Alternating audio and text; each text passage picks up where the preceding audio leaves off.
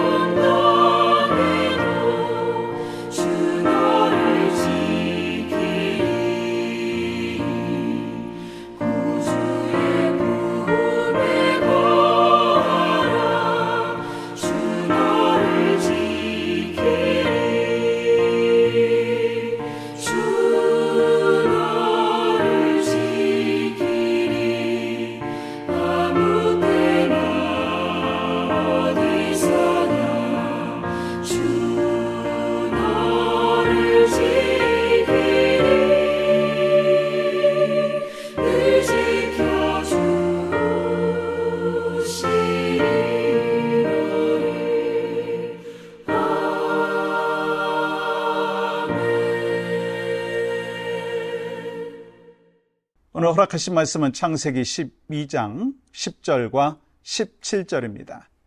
그 땅에 기근이 들었으므로 아브라함이 애굽에 거류하려고 그리로 내려갔으니 이는 그 땅에 기근이 심하였습니다.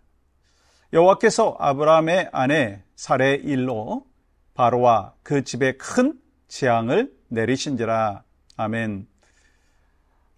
가나안 땅에 흉년이 들었어요. 그것도 어저께 말씀을 드린 대로 잠깐의 가뭄이 아니라 삶을 이어갈 수 없을 정도의 심한 흉년이었습니다. 아브라함은 분명히 하나님께서 내게 지시할 땅으로 가라 하셨고 순종해서 여기까지 왔어요.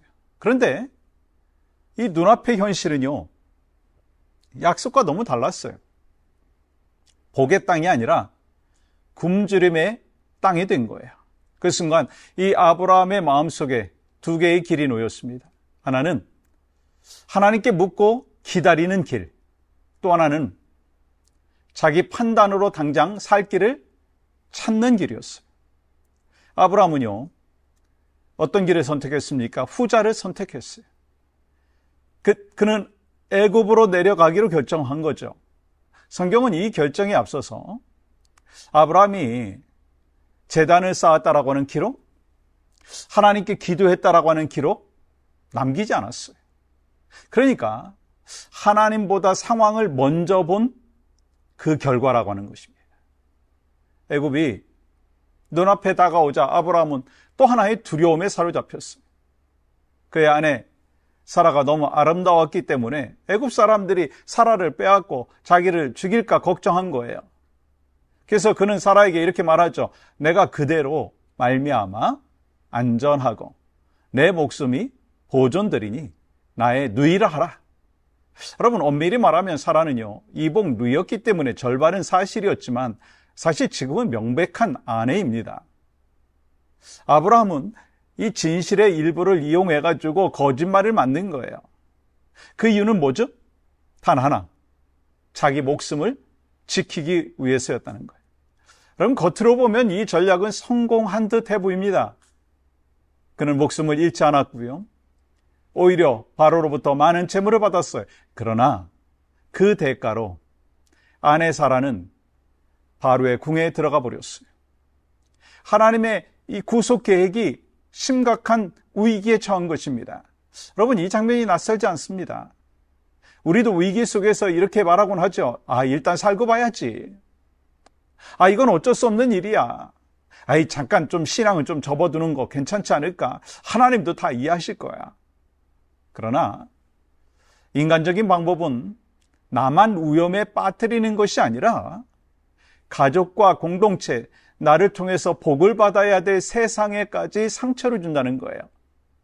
아브라함은 하나님의 부르심을 따라 복의 통로가 되어야 했는데 오히려 거짓과 두려움으로 이 재앙의 통로가 되고 말았습니다. 그럼에도 불구하고 하나님은 아브라함을 포기하지 아니하셨어요.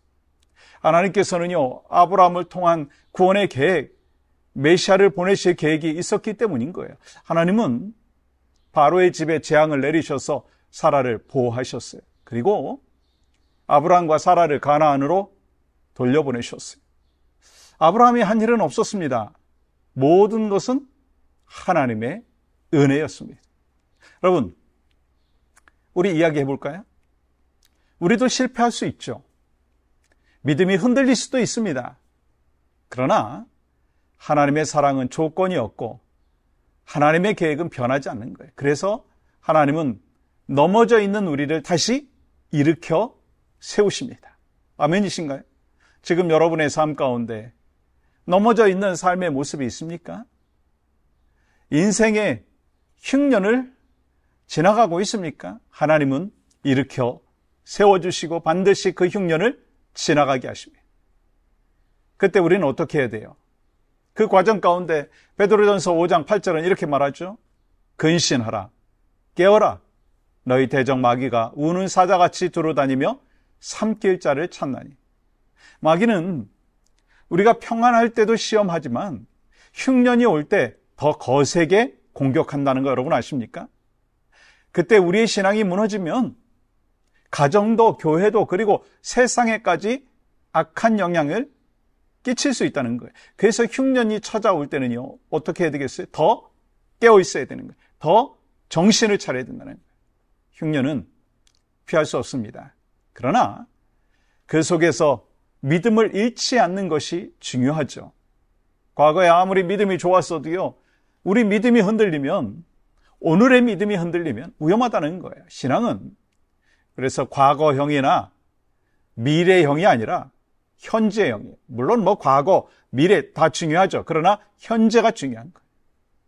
흉년 속에서 우리가 해야 될 일은 분명합니다. 예배자의 자리를 지키는 거예요. 기도의 줄을 놓지 않는 거예요.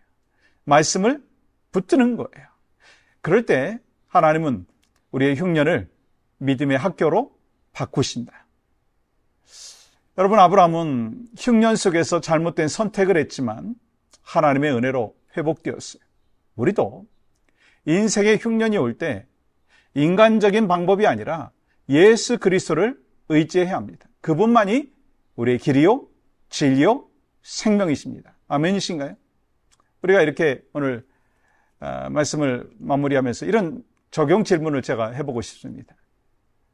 내가 흉년 속에서 선택한 방법은 하나님의 뜻에 합당했는가? 또 실패와 실수 속에서도 이 하나님의 회복하심을 경험한 적이 있는가? 또 마지막 한 가지는 오늘 나의 신앙은 현재형인가? 함께 기도하겠습니다. 우리 기도 제목을 먼저 나누고 기도하는데, 위기와 흉년 속에서도 인간적인 방법이 아니라 주님의 뜻을 먼저 구하는 믿음을 주시옵소서. 실패와 실수 가운데서도 하나님의 회복하심을 믿고 다시 일어서는 신앙으로 살게 하여 주시옵소서. 하나님, 오늘도 살아서 역사하시는 신실하신 하나님, 오늘 잘 만나고 또 경험하고, 그래서 우리의 인생의 흉년 가운데서도 우리가 넘어져 있는 상황 가운데도 주님이 함께 하시고 우리를 일으켜 주시고 흉년을 지나가게 하여 주시는 줄 믿고, 그 상황 속에 주님의 말씀을 붙잡게 하시고 주님 바라보게 하시고 기도의 끈을 놓지 아니하게 하시고 예배자로 승리하며 살아갈 수 있도록 은혜와 복을 더하여 주시옵소서. 예수님의 이름으로 기도합니다. 아멘.